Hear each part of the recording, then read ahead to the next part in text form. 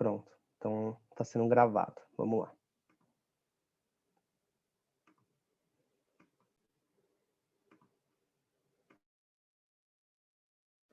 Oi, gente. Eu sou Vinícius, professor de Física do Instituto Federal de Santa Catarina, o IFSC, doutorando em Educação Científica e Tecnológica, o PPGCT, sob orientação do professor Henrique César da Silva. Trabalho intitulado A Textualização da Física nas Histórias em Quadrinhos, a webcomics e em tirinhas. Então, nosso objetivo é analisar a textualização da física nas histórias em quadrinhos, no gênero tirinhas publicadas na internet. Então, quando a gente fala de textualização, a nossa premissa é a de Silva, ou seja, não se limita a analisar separadamente os quadrinhos dos conhecimentos relacionados à física. A opção pela internet se dá porque muitos quadrinhos migraram para essa nova mídia. A internet também consolidou um meio para a divulgação de trabalhos independentes, com diversidade de formatos, temáticas e discursos. Tá? Então, o nosso recorte, nosso objeto é o Cientirinhas, do Marco Merlin, criado em 2016, publicadas nos Dragões de Garagem e Quadrinhorama, além das mídias sociais.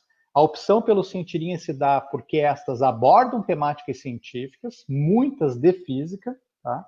O fato de ter especialistas na cocriação dessas tirinhas, além de repercussão, então, nas mídias sociais.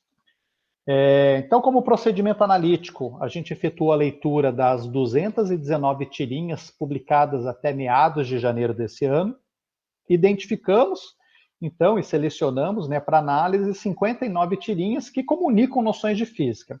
Aí sim, essas 59 tirinhas a gente olhou, né, os tipos de personagens, cenários e layout que são utilizados, como é que se dá a representação verbal, balões de fala, balões de pensamento, recordatório, e quais as noções físicas são textualizadas, né? Então, de maneira bem resumida, as temáticas físicas quadrinizadas elas foram bastante diversas, mas duas áreas predominaram: física moderna e contemporânea e astrofísica. Chama atenção para as categorias, esses dois exemplos aqui, não serem autoexcludentes. Tá? Em relação aos personagens utilizados, pessoas comuns foram as mais utilizadas, seguidas de personagens que eram objetos astronômicos. Desses, destaque para a dupla Terra-Lua. Chama atenção para o pouco número de tirinhas que retrataram cientistas famosos, por exemplo, Einstein, Newton. Em relação aos cenários, os mais utilizados foram aqueles que remetem ao espaço sideral e aquele que a gente não definiu, então chamamos de cenários não definidos, a exemplo dos 3 primeiros quadros dessa tirinha. Cenários não definidos, a gente entende que vai de encontro ao que a Postman diz, que as imagens dos quadrinhos geram significado ao estabelecer um código de economia em que certos detalhes são deixados de lado para que outros se tornem mais importantes. Para a gente, nessa tirinha aqui, a abertura e o fechamento de braços e pernas relacionado à distribuição de massa, essas linhas de movimento associado à variação da velocidade angular, repetição dos olhos, da boca, do nariz, para remeter, então, né, à tontura. Em relação à representação verbal, essa se dá com predomínio dos balões de fala, embora a gente tenha uso de recordatórios também. Tá? Em relação ao layout, as tirinhas analisadas, elas utilizam quadros com molduras separados por esse espaço em branco aqui, né, que é a sarjeta. E tem um predomínio, então, de um layout estruturado em 4 quadros. A gente entende que esse layout de 4 quadros favorece a publicação na rede social, por exemplo, o Instagram. Tá? Por fim, então, a análise, então, chama atenção que o fato das temáticas textualizadas serem de tópicos de física moderna e contemporânea, ou pelo menos predominantemente, isso favorece e constitui como um material alternativo aos professores de física, favorecendo a inserção desses tópicos na educação básica, uma necessidade há tanto tempo apontada, né, pela Osterman e pelo Moreira. Chamamos a atenção também para os personagens utilizados serem personagens comuns, então ampliando aquelas narrativas já consagradas a partir de físicos famosos. Aqui as referências que utilizamos nesse trabalho. É isso, gente. Muito obrigado. Fiquem bem. Olá, Meu nome é Letícia Rodrigues, sou discente do IFBA Campus Seabra e, juntamente com a professora de Física, Rafaele Souza, foi desenvolvido esse trabalho intitulado Produção Audiovisual no Ensino de Física, a experiência Ciência em 5 Minutos. No ensino médio, é perceptível que as áreas de conhecimento dentre as exatas, integradas com as tecnologias, despertam e acabam promovendo aos alunos uma crescente busca do saber, e se baseando na reflexão de que a pandemia da Covid-19 implicou diretamente no processo de ensino-aprendizagem, tornando necessário mudanças das atividades para o sistema remoto. Fez-se relevantes mudanças curriculares que estimulam a inserção das TICs no cotidiano escolar, para que professores e estudantes possam falar uma linguagem mais afinada e com aulas mais motivadoras, melhorar o que se ensina e o que se aprende em nossas escolas. As TICs vêm sendo um mecanismo de entretenimento e proliferação de informação. Nos últimos anos, as tecnologias de informação e comunicação têm sido utilizadas pelos profissionais da educação como uma maneira de qualificar os processos de ensino e aprendizagem, isto é, as redes sociais, pela conectividade exacerbada com a vida dos jovens e a facilidade na comunicação, possuem, além de uma importância social, de utilização, de partilha e de vinculação, uma maneira de relacionar o conhecimento científico com o conhecimento sociocultural. De acordo com Saavedra Filho, é sabido que o ensino de física muitas vezes padece de um problema relacionado à descontextualização, que implica em desinteresse nas dificuldades dos estudantes com relação à aplicação do conhecimento físico para a descrição, leitura e interpretação do real. E com a utilização de novas ferramentas tecnológicas, pode servir de motivação para alunos desmotivados em áreas de conhecimento pouco descontextualizadas. A necessidade do ensino de física dinâmico e diversificado é porque estamos diante de um mundo digital, repleto de apelos visuais e de informações disseminadas das mais diversas formas, como blogs, vídeos, fórum, entre outros. O ensino necessita se relacionar com a realidade social e cultural em que os estudantes estão inseridos. A inserção de novas possibilidades nas aulas de física, bem como o uso de programas de simulação, proporciona realizar experimentos que só seriam viáveis em laboratório, além de reproduzir com precisão situações reais, oportunizando ao professor e ao aluno um trabalho rico em possibilidades. Foi escolhido propor aos estudantes do ensino médio, 4 turmas de primeiro e segundo ano, uma atividade muito popular, a produção de vídeos, intitulada Ciência em 5 Minutos. A atividade teve o objetivo de estimular a comunicação e a disseminação do conhecimento científico, explorando as características que compõem o processo de produção de vídeos, como a elaboração do roteiro, elaboração do storyboard, edição e entre outros. O uso de softwares que possam dar suporte à sua execução e favorecer a aprendizagem da ciência, bem como sua divulgação. O conteúdo dos vídeos foi de escolha dos estudantes, com inspiração no livro A História da Ciência para quem tem pressa, de Nicholas Charlton e Meredith McAdoo, para as turmas de primeiro ano, e no livro Símbolos da Ciência, de Paul Rappen, para as turmas de segundo ano. A partir da leitura, ficaram livres para produzir um vídeo sobre um tema de sua escolha e que tivesse relevância para o desenvolvimento científico, para a formação científica ou para o ensino. Participaram da atividade 4 turmas e foram produzidos 22 vídeos, com o intuito de investigar o impacto dos vídeos produzidos por estudantes do ensino médio. Ao estudar ciências, conduziu-se uma análise sobre o alcance ao se propor a divulgação dos vídeos na internet. A pesquisa foi realizada a partir da veiculação dos vídeos no YouTube e divulgados no Instagram por seus produtores. E a divulgação foi realizada através do canal e perfil Física Contextualizada. Nesses resultados, verificou-se que os jovens da sociedade atual têm encontrado na tecnologia o auxílio necessário para conhecer mais sobre a ciência, sobretudo acessando o YouTube por meio do celular. Na tabela, é possível ver o alcance do canal Física Contextualizada.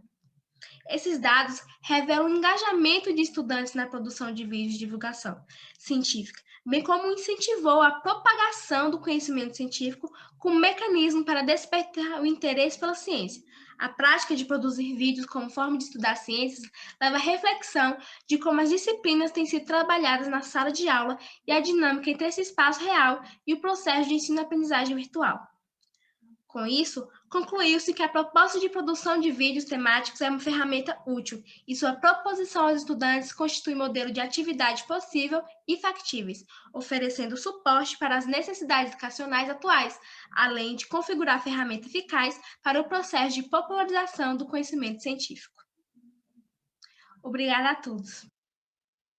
Olá, pessoal, tudo bom? Meu nome é Matheus Zé Renó, eu faço graduação em Física na Unicamp, no Instituto de Física Gleb Vatag, e vou falar um pouco sobre minha pesquisa sobre o uso de jargões na divulgação científica de física.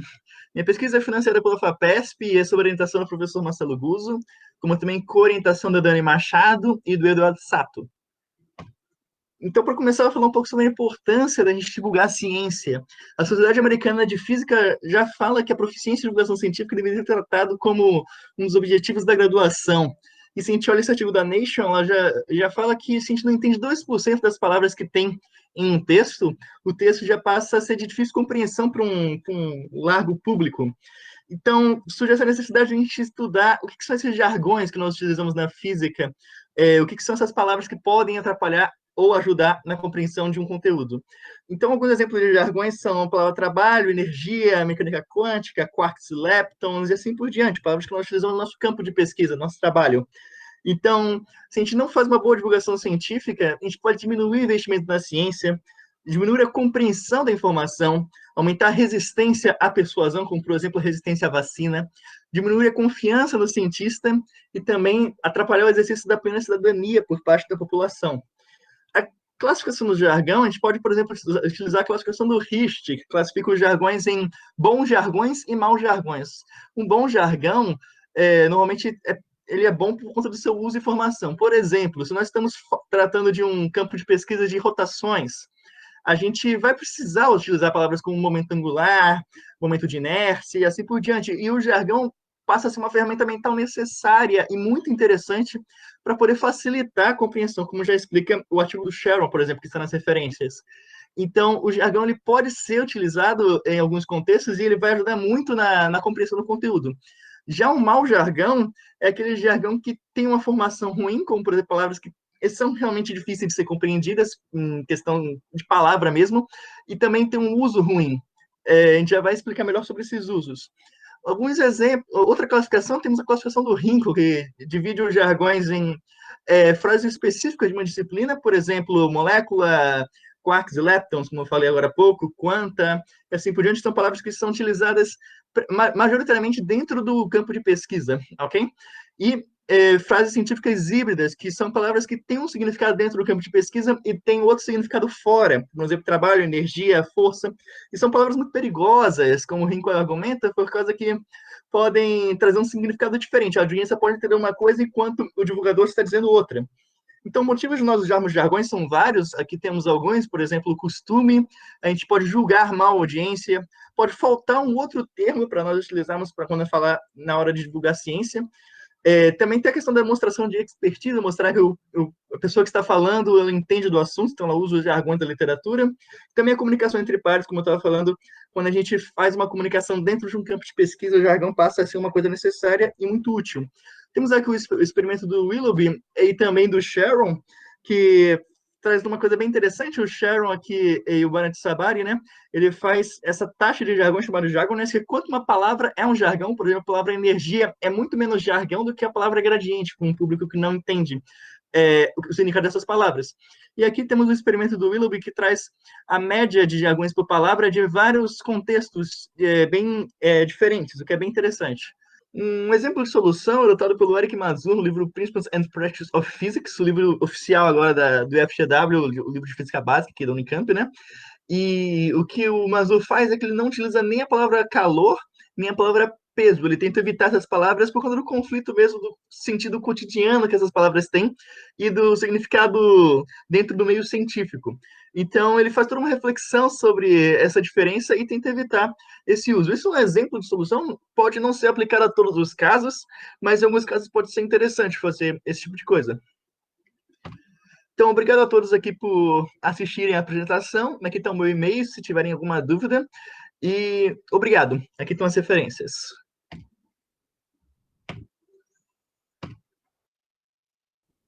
Olá, sou o professor André Barcelos e eu estou aqui para apresentar o meu trabalho, intitulado A Possibilidade de Reversibilidade Temporal nas Teorias Físicas, uma proposta didática para o ensino básico, utilizando textos de divulgação científica.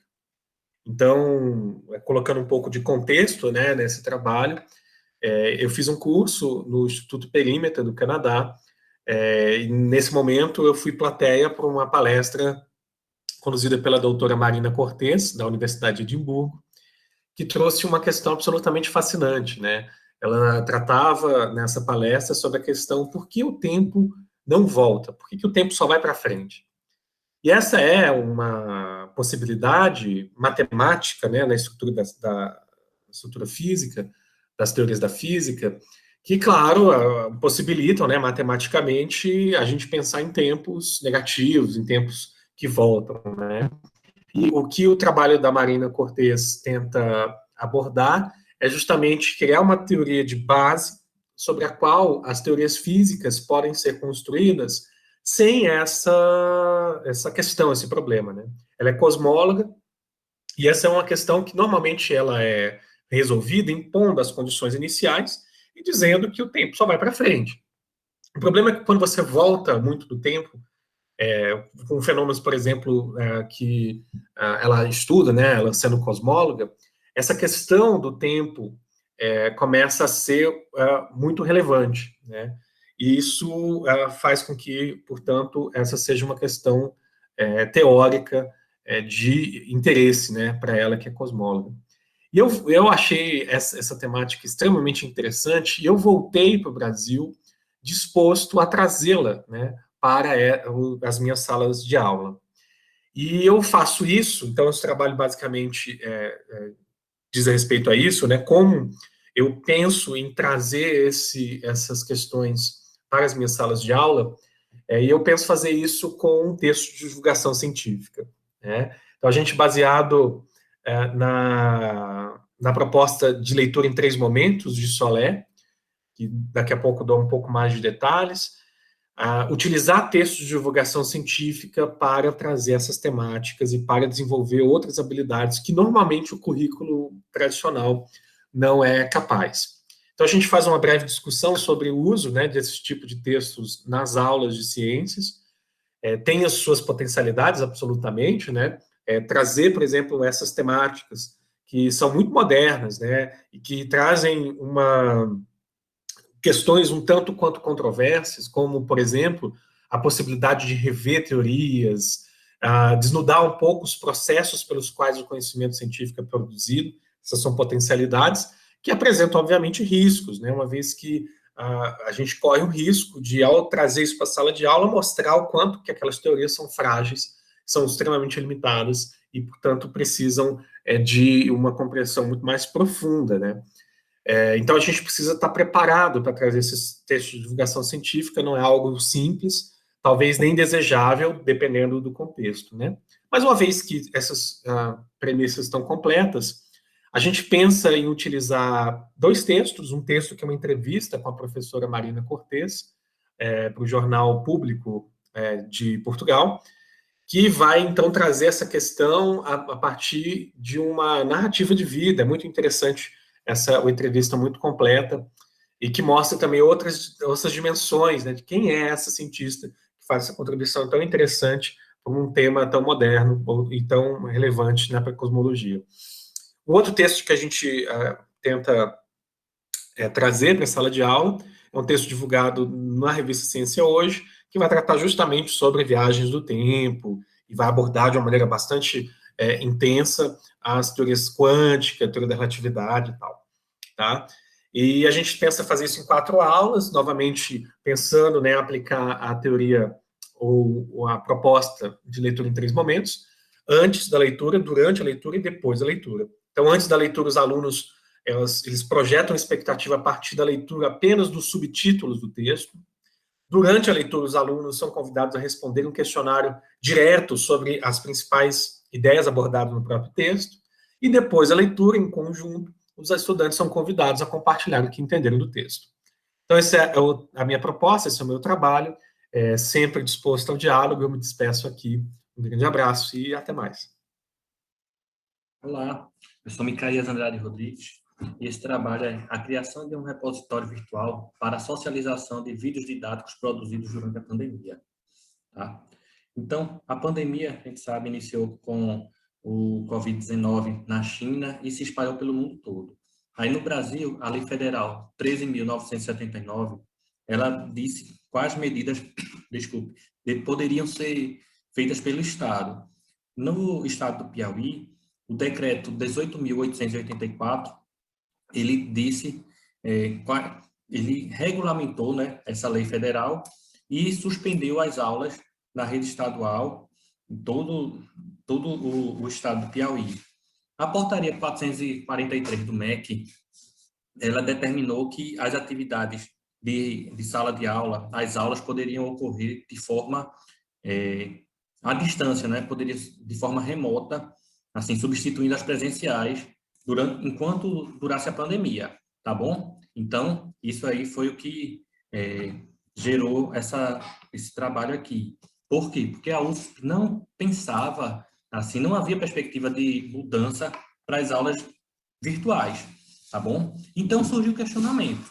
Como ofertar conhecimentos científicos e relevantes para a formação dos futuros professores de física, tá? Quando os alunos, alguns têm acesso e outros que não têm acesso não possam ser prejudicados com isso, tá bom?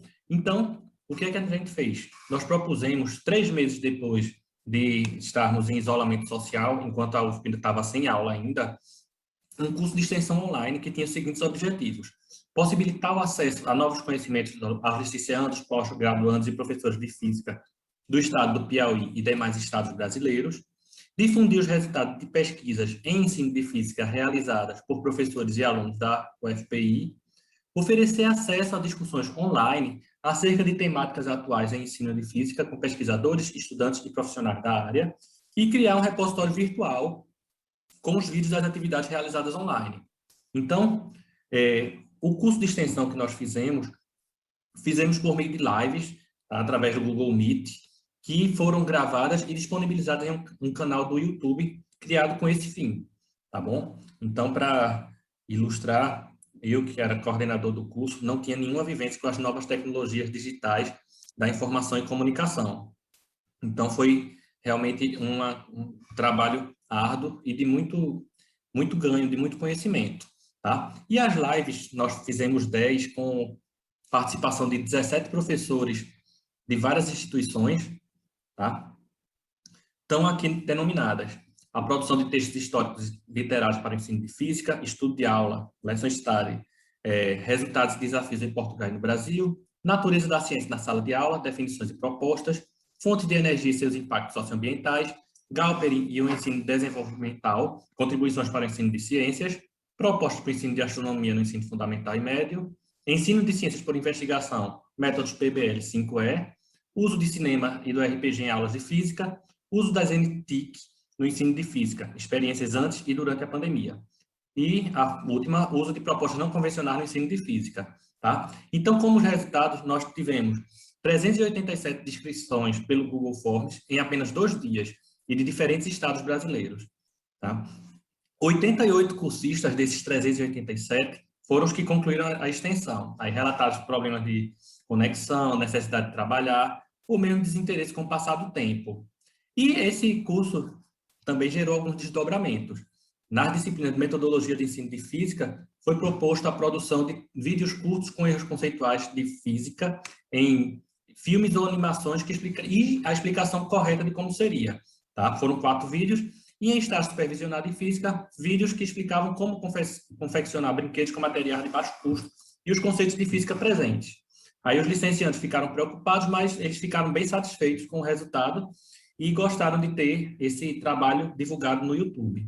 E a gente viu que as novas tecnologias digitais da informação e comunicação mostraram-se ferramentas poderosas para a difusão do conhecimento dos vídeos produzidos aqui através da internet. E a gente sabe que é um caminho sem volta. Geraram uma boa discussão e mostraram-se uma forma interessante de compreender melhor a física. O canal já tem 38 vídeos e 1.250 visualizações, tá bom? E a gente sabe que o professor deve sair da sua linha de conforto. Aqui está o meu e-mail e o link do vídeo.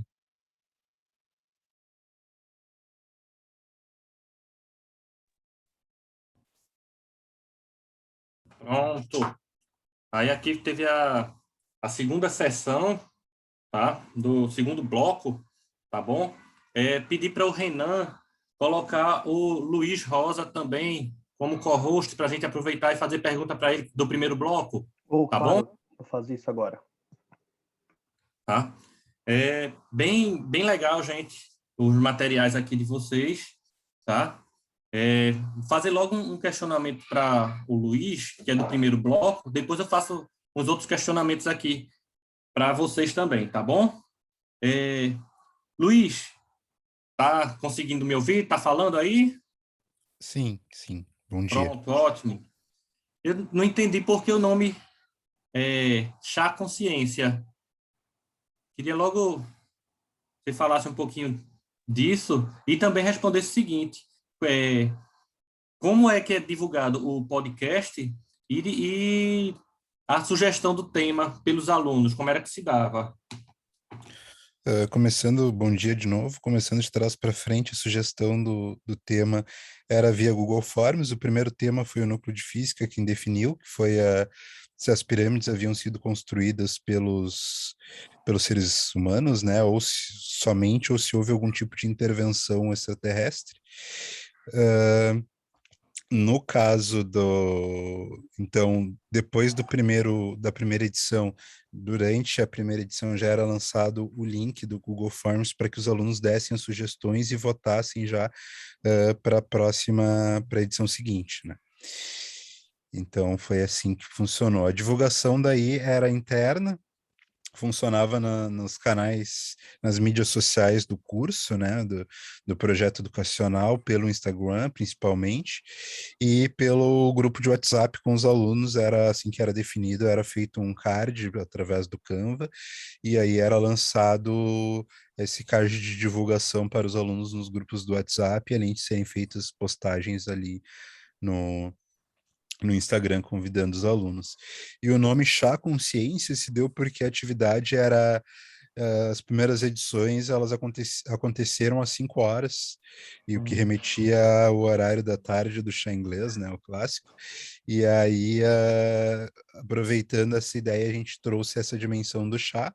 E o consciência, porque basicamente, apesar de alguns temas não tratarem diretamente da ciência, como a gente entende, né, na perspectiva mais matematizada ou naturalista da ciência, as discussões elas contemplavam, né, diversas áreas do conhecimento, e sempre com cunho teórico por trás, né, mesmo discussões que pareciam bastante diferentes, assim, se discutia muito conceitualmente por trás, como, por exemplo, se Capitu traiu ou não Bentinho, né? É uma discussão que nos parece, talvez no primeiro momento, superficial, que não tem a ver com ciência, mas que é, sim, campo de estudo dentro da literatura e da linguística, né? Então, são elementos que apareciam lá nas nossas discussões.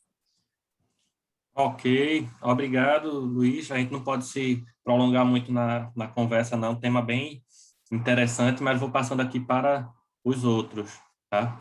Vinícius, você novamente aqui com a gente. Deixa eu fazer uma pergunta para você, na questão das tirinhas, tá? Era tudo trabalho manual ou vocês utilizavam algum software para isso? Eu sei que tem softwares para a questão dos balões, tá? Vocês faziam desenho à mão, era tudo no computador? Como era que se fazia essa criação? Ou era híbrido, misturava o manual com o digital? Perfeito, Micaías. Então, olha só, em relação ao primeiro trabalho, tá, da sessão anterior, que era produções de tirinhas nossa, do projeto institucional, a gente comprou via projeto uma mesinha digitalizadora mesmo, bastante simples. Então, os meninos trabalhavam nessa mesa digitalizadora. Quando a produção ocorria por parte dos alunos, então eles acabavam, até por não ter acesso à mesa, ou uma mesa só que o projeto tinha para 32 crianças em sala de aula, eles faziam no papel, e aí depois a gente digitalizava, tá? Agora, do segundo bloco, esses cientirinhas, eu confesso que eu não sei como é que se dá o processo de criação, e essa é do Marco Merlin, ela roda nas redes sociais, né? Apesar que saiu um livro agora recentemente também, mas eu acredito também que seja um processo digital. Embora muitas vezes a criação acaba passando pelo papel, e do papel ele digitaliza, né? Então vai muito do processo de criação de cada artista. Pois é, aí até em relação a esse segundo bloco, mais especificamente, isso aí eu imagino que essas tirinhas que você está analisando têm influenciado bastante seu trabalho aí, não é? Aí assim eu queria saber o que é que você se aproxima, o que é que você se afasta dessas tirinhas assim para o seu próprio trabalho junto com os alunos. Ok. Realmente, acaba sendo uma inspiração. Eu confesso que eu gosto bastante desse material dos Cientirinhas, e talvez a principal aproximação é que, eu não sei exatamente a formação do Marco Merlin, mas nos Dragões de Garagem eles têm uma equipe de especialistas na cocriação. Então tem biólogo, tem oceanógrafo, tem químico, tem físico. Isso acaba aproximando também um pouco do nosso projeto, que a gente tem outros professores de outras áreas envolvidas. Até, claro, como você tem uma licença artística de produção, mas para tentar, eu não digo ser fiel às noções, né, mas que você remeta, de certa forma, a concepções, a noções de ciência, eu digo quase com certo rigor. Acho que uma outra aproximação também é a questão e isso é característica das próprias tirinhas, né, dos cartoons, mas um pouco de ironia, sabe? Um pouco piadista. Acho que dá esse tom nas tirinhas também, acho que a gente acaba tentando, né, se inspirar bastante. Ok, Vinícius. Vou fazer um convite público aqui depois para você participar de uma mesa redonda com a gente, com os meus alunos da residência, tá bom? Depois eu tenho contato com você. Vai ser um prazer, querido. Pronto.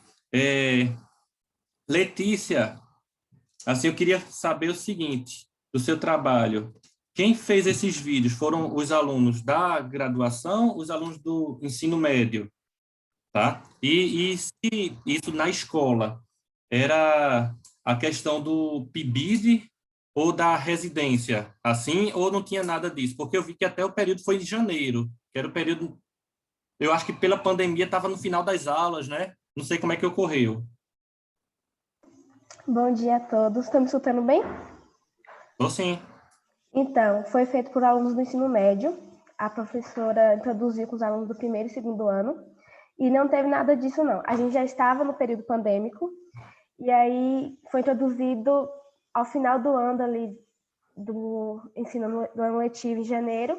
E que ela introduziu esse trabalho para a gente. Então, foi no finalzinho, no comecinho da pandemia. Não teve nada, não. E foi com os alunos do ensino médio. Pessoal do primeiro e segundo ano. Certo. E porque, assim, a gente já trabalhou com aluno aqui de produção de vídeo, e os alunos, eles faziam vídeos, inclusive, muito bons, só que tinham muita resistência em estar divulgando os vídeos dele, assim, para todo mundo. Aí queria saber como é que se deu isso, porque eles divulgavam, mostravam o vídeo para o professor dar nota, etc., mas muitos deles não permitiam que o professor divulgasse no YouTube, tá? Aí como é que foi esse processo aí com vocês? Então, quando a professora fez a proposta, ela já deixou claro que seria divulgado no YouTube. Então, todos que fizeram o vídeo já sabiam que ia ser publicado no YouTube, nas redes sociais, e que teria que ser compartilhado com a sociedade. Então, todos que fizeram o vídeo já sabiam da proposta que seria compartilhado. Ah, tá bom. Então, já não teve essa mudança no percurso, não. Então, tá bom, Letícia. Muito bem. Parabéns, viu? Obrigada. Vocês podem fazer questões também, viu, gente? Eu estou fazendo algumas anotações aqui e perguntando algumas coisas para ficar mais claro, mas vocês fiquem à vontade também em participar desse momento, tá? Matheus, quando eu vi questão de jargões na parte de divulgação científica, etc., eu estava esperando alguma coisa tipo aquele vai que é tua, Tafarel, umas coisas desse tipo, tá? Não uns termos técnicos, tá? Aí você explicou a questão dos jargões com base nos autores que você se baseou. Massa. Mas eu queria saber a questão dos materiais. Quais são os materiais que você tem usado? Porque eu vi que foi muito questão de teoria, tal. Vocês têm analisado que tipo de material, como é que se deu a escolha desses materiais? Ok. Bom dia, Micaías, e a todos que estão aqui. Então, infelizmente, o estudo em jargão, ele é um pouco novo, né? Então, principalmente na física, não tem ainda muito livro-texto que a gente possa estar utilizando, nem nada do tipo. Então, o que a gente utiliza são realmente artigos. Eles foram escolhidos utilizando, né? Eu utilizei o Web of Science para poder buscar artigos de relevância, assim, de revistas relevantes para a área de divulgação científica. E os artigos são basicamente experimentos. Então, são experimentos que fazem testando textos com jargões ou sem jargões podem atrapalhar na compreensão, podem atrapalhar numa persuasão ou algo do tipo. E são vários artigos de experimentos nessa área, tanto na área da ciência, como também utilizei alguns da área da medicina, né? Nos jargões na relação médico-paciente. Então, foram basicamente nesse tipo de material que a gente se baseou para fazer a pesquisa. Quanto à pergunta do que são esses jargões, né? Assim, que o senhor falou que achou que fosse outro sentido nessas palavras. Realmente, o jargon, né, que é o termo em inglês, né? A gente define ele como realmente os termos técnicos que estão dentro da área científica. Então, essas palavras que a gente pode utilizar, assim, informais, elas não entram nessa definição, dentro do escopo desse estudo. Ok? Então, assim, é questão mais de tradução mesmo. Então, porque quando fala de jargão, o senso comum é uma frasezinha que um determinado narrador, um apresentador, coisa assim, usa com certa frequência, tá? Que a gente vê, principalmente aqueles mais populares, tá? Aí, você tem a proposta de olhar, por exemplo, ciência hoje na escola, algum materiais desse tipo para ver como é que o pessoal tem utilizado disso, assim, porque como eu falei, eu acho que numa parte meio que introdutória para ver o que é que os autores estão falando da questão do uso desses jargões. Aí estou falando assim, a questão da sua pesquisa mesmo, construindo a análise do material daqui do Brasil, que o pessoal tem utilizado. Aí até como uma proposição para que seja feita uma divulgação mais eficaz. Certo. Então, a proposta dessa minha pesquisa que eu realizei nesse último ano foi realmente uma revisão de literatura, né? Então, ver o que os autores estão falando sobre esse tema. Então, o que os experimentos pelo mundo, né? Tem muitos experimentos em Israel, nos Estados Unidos, enfim. O que os experimentos falam sobre esses jargões, né? Então, eu estou escrevendo agora um artigo para poder tentar falar para o pessoal que faz divulgação científica, eu também já fiz muita divulgação científica, dando essas dicas e mostrando esses resultados que muitas vezes são desconhecidos, principalmente na área da física, sobre como que a gente pode melhorar a nossa divulgação científica. Então, não tem essa ideia de analisar as obras de divulgação científica aqui do Brasil. É uma ótima ideia, sim, para ser feita no futuro, mas não tem essa ideia agora, não. Ok. Obrigado. Micaia, só respondendo também, teve uma pessoa que mandou uma mensagem aqui no chat. Posso responder? Pode sim. Certo. A Aline, ela perguntou sobre os artigos que tem aqui sobre a área da física, né? Então, que a minha pesquisa, ela foi feita na área da ciência em geral, né? Os artigos que eu utilizei foram em ciência e em medicina. Agora, na área da física, tem 3 autores que eu achei aqui, que tem artigos sobre essa área da física, que é o Willoughby, o Rinko e o Leggett, que quem está assistindo isso daqui gravado pode olhar lá nas referências do vídeo. Agora eu vou mandar aqui no chat essas referências aqui completas para quem tiver interesse. Ok, Matheus, obrigado. Tá? E aqui para finalizar, a questão do André, tá? Falou dos textos de divulgação científica, de 3 momentos pedagógicos, dessas coisas. Você já está aplicando isso? Porque eu fiquei em dúvida se era uma proposta ou se você já aplica. E se aplica, em que turmas? Ensino médio, ensino superior? Bom dia. Bom, essa proposta é uma proposta. Esse trabalho é uma proposta, né? Assim, esses textos eu nunca usei nas minhas salas de aula, mas eu com frequência utilizo textos de divulgação científica em salas de ensino médio, com outras perspectivas, né? Tá bom. Então, como é uma proposta, a gente não tem nem como estar comentando muito assim da questão dos resultados. Mas você pensa em estar aplicando isso quando?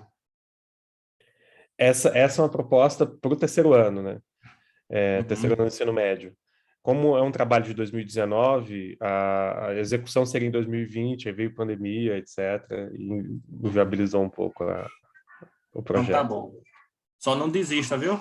Vai fazer que é interessante, certo?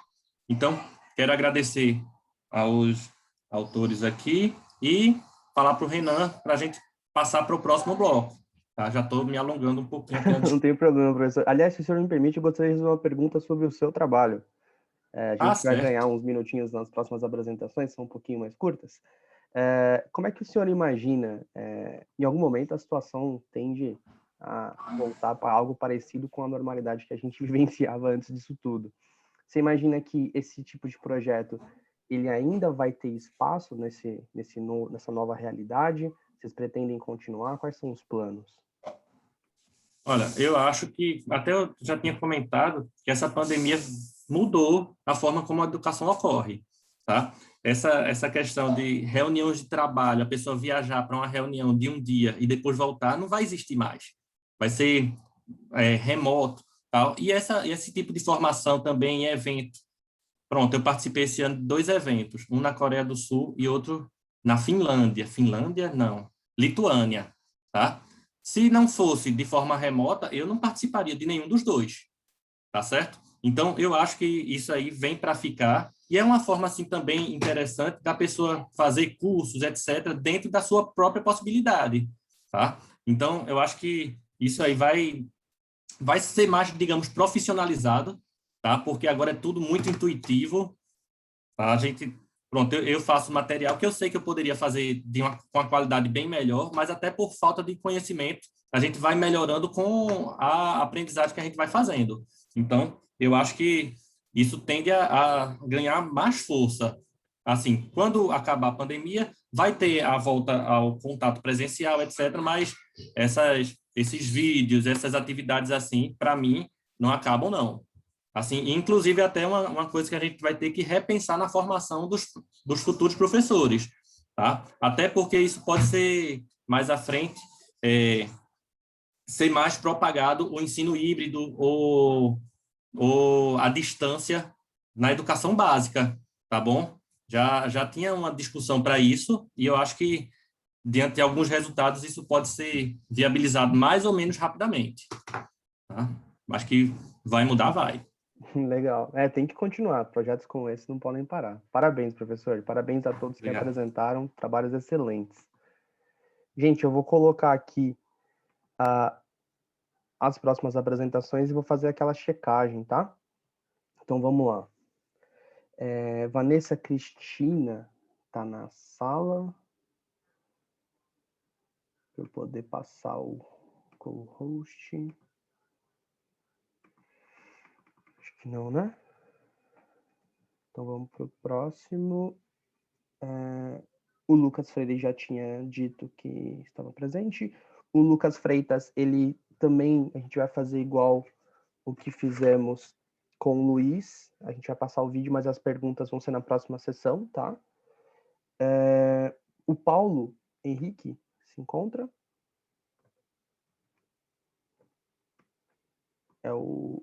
Beleza, Paulo, eu vou te colocar aqui como co-host para você participar das discussões na sequência. Ok, e... Oi, Vanessa, legal. Beleza. Vou te colocar como co-host, Vanessa, para você poder participar das discussões na sequência, tá? E a Nathalie, ou Nathalie, desculpa, eu não sei a pronúncia correta, mas...